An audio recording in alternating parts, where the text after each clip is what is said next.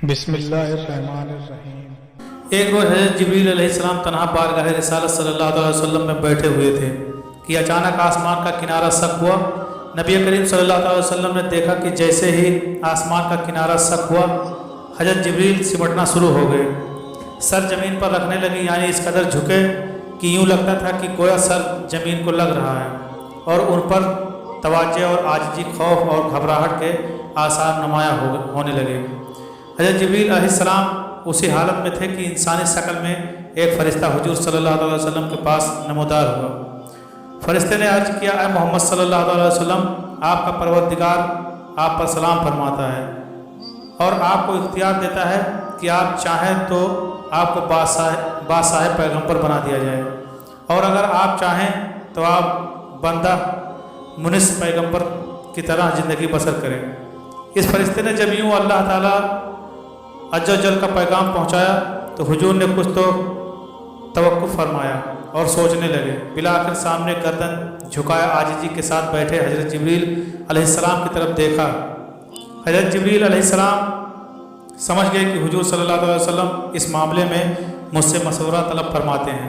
आज गुजार हुए, ऐ अल्लाह के रसूल सल्लल्लाहु अलैहि वसल्लम, बंदगी और आजिज़ी इख्तियार फरमाएँ।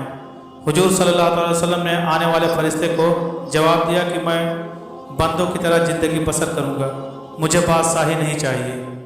वो फ़रिश्ता ये जवाब सुनकर दोबारा आसमान की तरफ उरूज कर गया तो हज़रत जिब्रील अलैहिस्सलाम भी अपनी असली हालत पर वापस आ गए।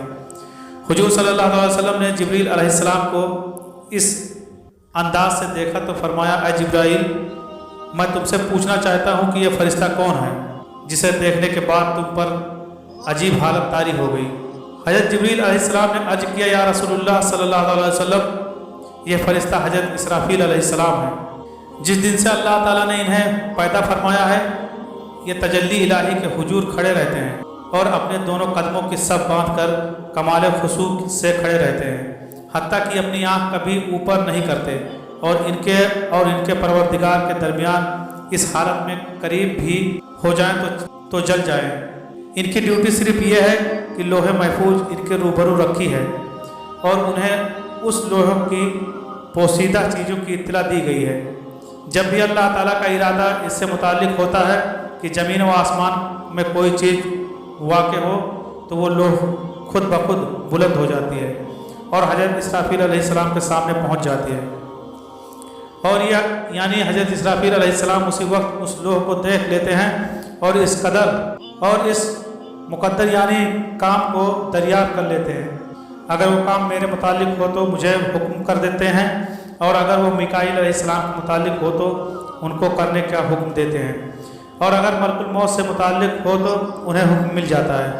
हुजूर सल्लल्लाहु अलैहि वसल्लम ने फरमाया, मैंने जिब्राईल अलैहिस्सलाम से पूछा, आप किस किस काम पर मुकर्रर हैं? अर्ज़ किया, हवाएं चलाने और लश्कर की फतह व शिकस्त पर। फिर पूछा, और मिकाईल? अर्ज़ किया, बारिश और नबातात पर। फिर पूछा, और मलकुल मौत? अर्ज़ किया, वो रूहें कब्ज़ करने पर। हज़रत जिब्राईल अलैहिस्सलाम ने मज़ीद अर्ज़ किया, जब इसराफील अलैहिस्सलाम नीचे आए तो मैंने ख्याल किया कि अब क़यामत कायम होने का वक्त है और डर गया, और मेरी हालत में जो तब्दीली आपने देखी है वो इसी डर की वजह से थी। हज़रत इसराफील अलैहिस्सलाम अल्लाह के वो मुअज्जज़ फरिश्ते हैं जो अपने मुँह में सूर लिए हुए हैं कि जैसे ही उन्हें हुक्म होगा ये सूर फूंक दें और क़यामत के कायम होने का दिन होगा। ऊपर बयान करदा रवायत के मुताबिक हज़रत इसराफील अलैहिस्सलाम इस हवाले से तमाम फ़रिश्तों से अफजल हैं कि आप करीब व मुंज़लत और लोहे महफूज की पोशीदा चीज़ों पर मुताल्लिक़ होने में सबसे आगे हैं। यहाँ तक कि हज़रत जिब्राईल अलैहिस्सलाम मिकाईल व इजराईल अलैहिस्सलाम पर भी हुक्म चलाते हैं, लेकिन अगर वही इलाही और शराय नाजिल करके नूह इंसानी की तकलीफ़ व इस नूह के अफराद की आखिरत की इस्लाह, अनवार व बरक़ात के साथ इबादत गुजार और इत्तलाअत सारों की इमदाद जालिमों